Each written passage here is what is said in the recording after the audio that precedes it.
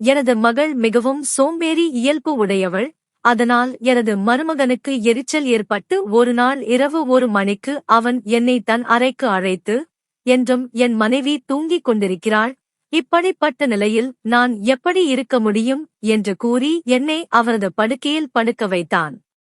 நானும் என் மகளின் நலனுக்காக அன்று படுக்கைக்கு சென்றேன்.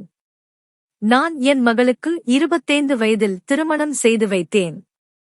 அவள் எனக்கு ஒரே மகள் என்பதால் அவளை மிகவும் பெருமையுடன் வளர்த்தேன்.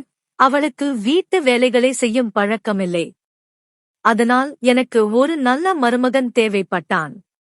பல வருடங்களாக தேடிய பிறகு எனக்கு விருப்பமான மருமகன் கிடைத்தான். அவன் அந்த வீட்டில் ஒரே மகனாக இருந்தான். அவனுக்கு பெற்றோர் இல்லை, உடன் பிறந்தவர்களும் இல்லை. அவனுக்கு நல்ல வேலை மற்றும் சொந்த வீடு இருந்தது. என் மகளுக்கு இது மிகவும் நல்ல உறவாக இருந்தது. அதனால் நான் உடனடியாக திருமண ஏற்பாடு செய்தேன். நான் செல்வியின் திருமணத்தை செய்து வைத்தேன். ஆனால் திருமணத்திற்கு பிறகு நான் எதிர்பார்த்தவை எதுவும் நிறைவேறவில்லை. செல்வி தன் கணவனை சரியாக கவனிக்கவில்லை என்பது எனக்கு தெரியவில்லை. அதனால்தான் அவளிடமிருந்து 6 மாதங்களாகியும் இன்னும் சந்தோஷமான செய்தி எதுவும் வரவில்லை. திருமணத்திற்கு முன் நான் அவளுக்கு நன்றாக அறிவுரை கூறியிருந்தேன். அவள் எல்லாவற்றையும் ஏற்றுக்கொண்டாள். ஆனால் திருமணமாகி சில மாதங்களுக்குப் பிறகு அவளைப் பற்றி சில புகார்கள் கேட்க ஆரம்பித்தன. முதலில் அவளது சோம்பேறித்தனத்தை என் மருமகன் பொறுத்துக் கொண்டான். ஆனால் இப்போது அவன் 2 வீடுகளின் பொறுப்பை பார்க்க வேண்டியிருந்ததால் இருவருக்கும் எரிச்சல் ஏற்பட்டது. ஒரு நாள் என் மகளைப் பற்றி தெரிந்து கொள்ள அவர்கள் வீட்டிற்கு செல்ல முடிவு செய்தேன். அங்கே 2 நாட்கள் இருந்தேன்.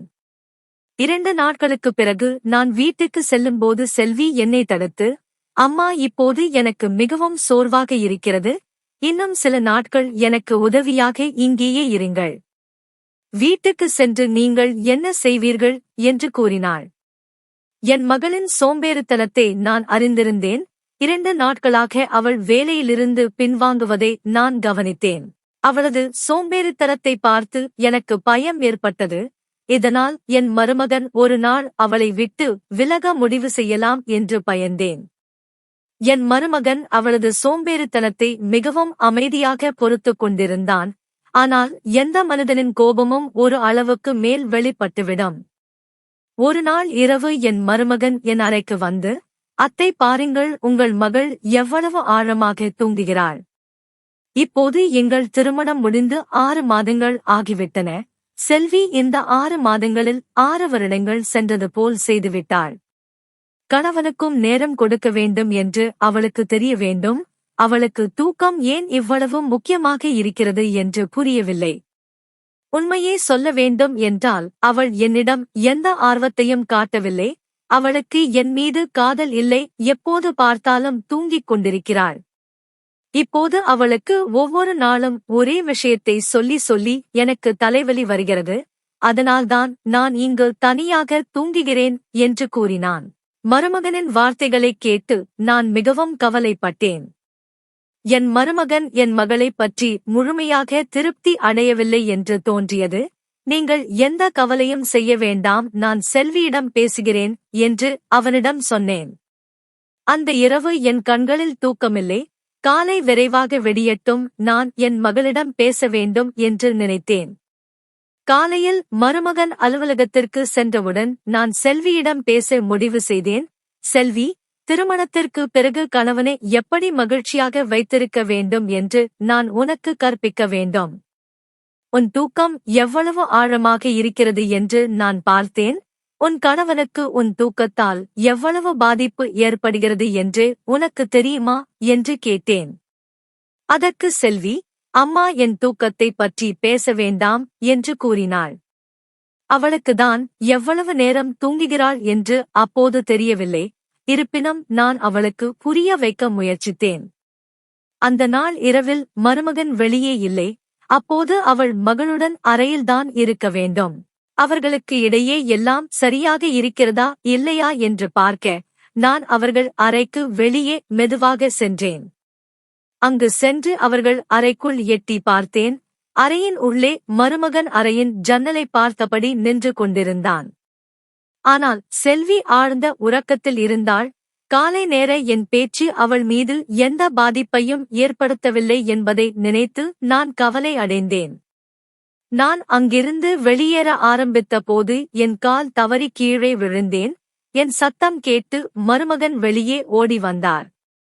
அத்தை, இந்த நேரத்தில் நீங்கள் எங்கள் அறைக்கு வெளியே என்ன செய்கிறீர்கள் என்று கேட்டான். காலையில் நான் செல்விக்கு அறிவுரை கூறியிருந்தேன் என்று அவள் தூங்குகிறாளா என்று பார்க்க வந்தேன் என்றேன். அதற்கு மருமகன், செல்விக்கு எவ்வளவு அறிவுரை கூறினாலும் எந்த பயனும் இல்லை. நான் இப்போது அவளைக் கண்டுகொள்ளாமல் விட்டுவிட்டேன். நீங்களும் அவளுக்கு தேவையில்லாமல் டென்ஷன் கொடுக்க வேண்டாம். அதனால்தான் இப்போது உங்களுக்கு காயம் ஏற்பட்டுவிட்டது என்று கூறினான். பின்னர் மருமகன் என்னை தூக்கி என் கையை அவன் கையில் பிடித்து என்னை என் அறைக்கு அழைத்து செல்ல ஆரம்பித்தான். என் அறைக்கு வந்தவுடன் மருமகன் அடிபட்ட என் கால்களை அழுத்த ஆரம்பித்தான். அவரது தொடுதலால் நான் வெட்கப்பட்டேன். நீங்கள் வெட்கப்பட வேண்டிய அவசியமில்லை என்று அவன் கூறினான். மருமகன் மிகவும் தைரியமான இயல்புடையவனாக இருந்தான். ஆனால் எனக்கு இது எல்லாம் புதியதாக இருந்தது. எந்த சூழ்நிலையாக இருந்தாலும் எங்களுக்கு இடையே ஒரு புதிய உறவு வளர ஆரம்பித்தது. அவன் என் அடிபட்ட கால்களை தடவிவிட்டான். அந்த நேரத்தில் மருமகனின் கண்கள் என் மீது வித்தியாசமாக திரும்பின. அந்த நேரத்தில் எனக்கு அதை புரிந்து கொள்ள முடியவில்லை. நான் இன்னும் அழகாக இருக்கிறேன். நான் முன்பு இருந்தது போலவே இளமையாக இருக்கிறேன். பின்னர் மருமகன் என்னிடம், அத்தை, உங்கள் மகளை விட நீங்கள் அழகாக இருக்கிறீர்கள். நீங்கள் இன்னும் இளமையாக தோன்றுகிறீர்கள் என்று கூறினான். அவரது வார்த்தைகளைக் கேட்டு நான் சிரித்தேன். பின்னர் வரும் நாட்களில் நான் செல்விக்கு எல்லாவற்றையும் கற்பிக்க முயற்சித்தேன். அவள் என்னிடம் வீட்டு வேலைகளை கற்றுக்கொள்ள ஆரம்பித்தாள். என் மகள் வீட்டுக்கு சென்ற பிறகு நான் 2 வேளை உணவு உண்பதையே மறந்துவிட்டேன். ஒரு இரவு பாத்திரங்கள் சத்தம் கேட்டது. உடனே அறையிலிருந்து வெளியே வந்தேன். என் மருமகன் சமையலறையிலிருந்து உணவு தட்டை எடுத்துக்கொண்டு வெளியே வந்தான். என்னை பார்த்தவுடன் அவன் அதிர்ச்சி அடைந்தான். இந்த இரவில் உணவு தட்டு எடுத்துக்கொண்டு எங்கு செல்கிறீர்கள் என்று கேட்டேன். மிகவும் பசி எடுக்கிறது. நீங்கள் செய்த சுவையான உணவுகளின் சுவை திடீரென எனக்கு நினைவுக்கு வந்தது. அதனால் சிறிது உணவு உண்ணலாம் என்று வந்தேன். வாருங்கள், நாம் இருவரும் ஒன்றாக உட்கார்ந்து உண்போம் என்று கூறி மருமகன் என்னை டைனிங் மேசையில் உட்கார வைத்தான். அவன் எனக்கும் உணவு பரிமாற ஆரம்பித்தான். அவன் எனக்கு உணவு பரிமாறும்போது அவன் என் கண்களை தொடர்ந்து பார்த்தான். சில நொடிகள் நான் அவனது மாமியார் என்று மறந்துவிட்டான். நான் 2 உருண்டைகள் உண்டு தண்ணீர் குடித்ததும் என் வயிறு நிரம்பிவிட்டது என்று மருமகனிடம் கூறினேன். ஆனால் மருமகன் மீண்டும் என்னை வற்புறுத்தினான். ஆனால் இப்போது நான் அவனுக்கு உணவு பரிமாற ஆரம்பித்தேன். ஆனால் அப்போது அவன் என்னுடன் மிகவும் விசித்திரமாக நடந்து கொண்டான். என்னால் அவனை தடுக்க முடியவில்லை. நான் மருமகனிடம், இன்று சில மாணவர்கள் வீட்டை வாடகைக்கு எடுக்க கேட்டிருந்தார்கள். உங்கள் வீட்டின் மேலறை காலியாக உள்ளது. அந்த அறையை வாடகைக்கு விடலாமா என்று கேட்டேன். அதற்கு மருமகன் மறுத்துவிட்டான். ஆனால் அந்த அறையை அவன் வீணாக பூட்டியே வைத்திருப்பான். பின்பு நான் வேறு எதுவும் கூறவில்லை.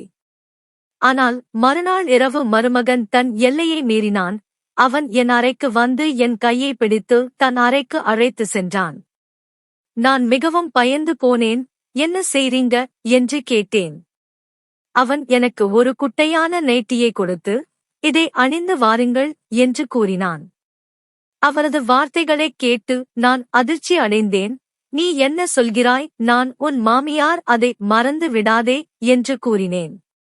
அதற்கு அவன், இன்றும் செல்வி தூங்கிவிட்டாள். இப்படி இருக்கும்போது நான் என் வீட்டின் மற்ற வேலைகளை உங்களிடமிருந்து முடிக்க வேண்டும் இல்லையா? இந்த நைட்டியை நான் செல்விக்காக வாங்கி இருந்தேன். ஆனால் அவள் அதை அணியவில்லை. இப்போது நீங்கள் இந்த நைட்டியை அணிந்து இங்கே வாருங்கள் என்று கூறினான். மருமகனின் வார்த்தைகளைக் கேட்டு நான் மிகவும் பயந்துவிட்டேன். நான் உன் மாமியார், நீ அதை மறக்க கூடாது என்று கோபமாக கூறிவிட்டு அங்கிருந்து வெளியேறினேன். மறுநாள் செல்வி எழுந்து காலை உணவு தயாரித்துக் கொண்டிருந்தாள். உணவு உண்ணும்போது நான் அவள் கையில் அந்த நைட்டியை கொடுத்து, நீ சரியாக மாறமாட்டாய் என்று தோன்றுகிறது, அதனால் நான் இங்கிருந்து செல்கிறேன். உன் காரணத்தால் உன் கணவன் இந்த நைட்டியை எனக்கு கொடுத்து தன் விருப்பத்தை வெளிப்படுத்தினான். உன் காரணத்தால் நான் அவன் பேச்சை எல்லாம் கேட்க வேண்டியதாக இருந்தது. நீ உன் கணவனை மகிழ்ச்சியாக வைத்திருக்க முடியவில்லை என்றால் உன் பிறப்பு வீண் என்று கூறினேன். என் வார்த்தைகளைக் கேட்டு அவள் அழ ஆரம்பித்தாள். அம்மா, சில நாட்களாக என் நன்மைக்காக நீங்கள் என்னை சரி செய்ய முயற்சிக்கிறீர்கள், எனக்கு எல்லாம் புரிகிறது. ஆனால் நான் தூங்காமல் இருக்க மிகவும் முயற்சிக்கிறேன். ஆனாலும் கூட இரவில் ஆழ்ந்த உறக்கம் எப்படி வருகிறது என்று எனக்கு புரியவில்லை. திருமணமாகி சில நாட்களுக்கு பிறகுதான் திடீரென எனக்கு இப்படி உறக்கம் வர ஆரம்பித்தது. வினோத் என்னை பற்றி என்ன சொன்னான் என்று எனக்கு தெரியவில்லை. ஆனால் இதுவரை என் அனுபவத்தில் வினோத்துக்கு என் மீது எந்த ஆர்வமும் இல்லை என்று தோன்றுகிறது என்று கூறினாள். அப்போது செல்வி தன் கணவரை பற்றி போய் சொல்கிறாளா அல்லது வினோத் தன் மனைவியைப் பற்றி போய் சொல்கிறானா என்று எனக்கு புரியவில்லை. அதனால் நான் ஒரு திட்டம் தீட்டினேன். அந்த இரவு செல்வியை என் அறைக்கு செல்ல சொல்லிவிட்டு அவளிடத்தில் நான் படுத்தேன். செல்வி அணியும் வகையில் ஒரு கவுன் அணிந்து அவள் இடத்தில் படுக்க முயற்சித்தேன். என் முகத்தின் மீது போர்வையை வைத்து மறைத்துக் கொண்டேன். மருமகன் அறைக்கு வந்தபோது நான் மிகவும் ஆச்சரியமடைந்தேன். அப்போது மருமகன் என்னை செல்வி என்று நினைத்து என் கால்களை தொட்டுப் பார்த்தான். அப்போது எனக்கு அவனுக்கு என் மீது ஏதோ சந்தேகம் வந்துவிடுமோ என்று தோன்றியது. ஆனால் அதே நேரத்தில் கதவு தட்டப்படும் சத்தம் கேட்டது. அங்கே ஒரு பெண்ணின் குரல் கேட்டது. மருமகன் என் கால்களை தொடுவதைப் பார்த்து அந்தப் பெண், வினோத், இப்போது நீ என்னை விட்டுவிட்டாய். இப்போது உன் முட்டாள் மனைவியே உனக்கு நன்றாக தோன்றுகிறாளோ என்று கேட்டாள். அந்தப் பெண்ணின் வார்த்தைகளைக் கேட்டவுடன் மருமகனின் கை என் கால்களில் இருந்து எடுக்கப்பட்டது. நான் போர்வையின் சிறிய இடைவெளியில் இருந்து எல்லாவற்றையும் பார்த்து கொண்டிருந்தேன். ஒரு பெண் மருமகனின் அறைக்கு வந்திருந்தாள். அவள் வினோத்தின் கையை பிடித்தாள். சிறிது நேரத்துக்குப் பிறகு இருவரும் என் படுக்கையின் அருகில் வருவது தெரிந்தது. அந்தப் பெண், வினோத், சற்று பொறுமையாக இரு, உன் மனைவி நன்றாக தூங்கிவிட்டாளா என்று முதலில் பார் என்றாள். அதற்கு என் மருமகன், அவள் காலை வரை எழுந்திருக்க மாட்டாள். ஏனென்றால் இன்றும் நான் அவளது குடிநீரில் மாத்திரையே கலந்துவிட்டேன் என்று கூறினான். அந்தப் பெண், உன் மனைவியின் வேலை முடிந்தது. ஆனால் உன் மாமியாரை என்ன செய்வது? அவர்களால் நமது தினசரி சந்திப்புக்கு பெரிய தடையாக இருக்கிறது என்று கூறினாள். அதற்கு வினோத், நான் என் மாமியாருடன் வேறு விதமாக நடந்து கொள்ள ஆரம்பித்தேன். அப்படி நடந்து கொண்டால் அவர்கள் என் மேல் வருத்தப்பட்டு தங்கள் வீட்டுக்கு செல்வார்கள் என்று நினைத்தேன். ஆனால் அவர்கள் இங்கிருந்து செல்ல தயாராக இல்லை என்று கூறினான். என் மருமகன் மற்றும் அந்த பெண்ணின் வார்த்தைகளைக் கேட்டு நான் அதிர்ச்சி அடைந்தேன். அதாவது மருமகன் என் மகளுக்கு துரோகம் செய்து கொண்டிருந்தான். என் மருமகன் அந்த இரவு எடுத்து வந்த உணவு கூட இந்த பெண்ணுக்காகத்தான் என்பது இப்போது புரிந்தது.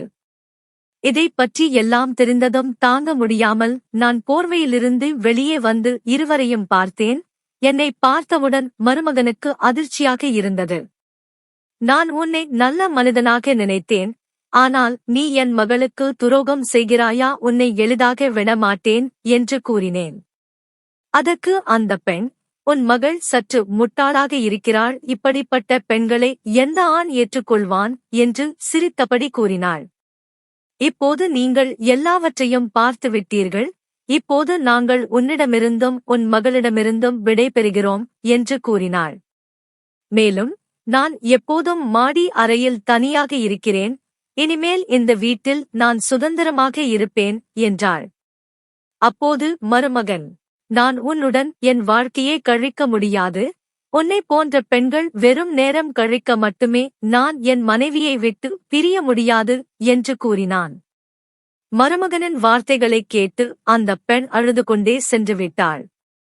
மருமகனின் அநாகரிக உறவு பற்றி தெரிந்ததும் எனக்கு மிகப்பெரிய அதிர்ச்சியாக இருந்தது. அங்கே மருமகன் என் முன் மிகவும் நல்லவனாக நடித்தான். ஆனால் அவன் உண்மையில் எப்படிப்பட்டவன் என்று இப்போது எனக்கு தெரிந்தது.